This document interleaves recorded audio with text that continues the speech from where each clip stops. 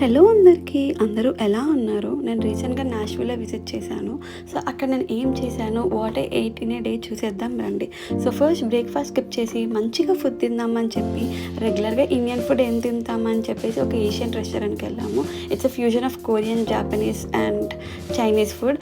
Fried chicken అని, fried park అని, spring rolls అని, మోమోస్ అని, లైవ్ నూడిల్స్ కౌంటర్ అని ఏవేవో ఉన్నాయిలేండి. అన్నీ ట్రై చేసి ఏది నా స్టమక్‌కి వర్కౌట్ అవ్వక, టేస్ట్ బడ్ సాటిస్ఫై అవ్వక బయటకు వచ్చేసాము.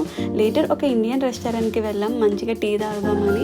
నా వీడియోస్ చూస్తున్న వాళ్ళకి ఈ పాటికి అర్థమైపోయి ఉండాలి నాకు టీ అనేది ఒక ఎమోషన్ అని. ఆ ఇండియన్ రెస్టారెంట్‌లో ఏదో కేఎస్ బేకర్స్ కరాచీ చూసినట్టు ఇలా వెరైటీ ఆఫ్ ఐటమ్స్ ఉన్నాయిలేండి.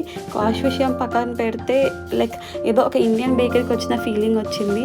సో, అలా మంచిగా చాయ్ తీసేసుకొని, తాగేసుకొని నెక్స్ట్ డౌన్ టౌన్‌కి వెళ్ళాము. నాకు అప్పటి వరకు తెలీదు Nashville is one of the music city అని.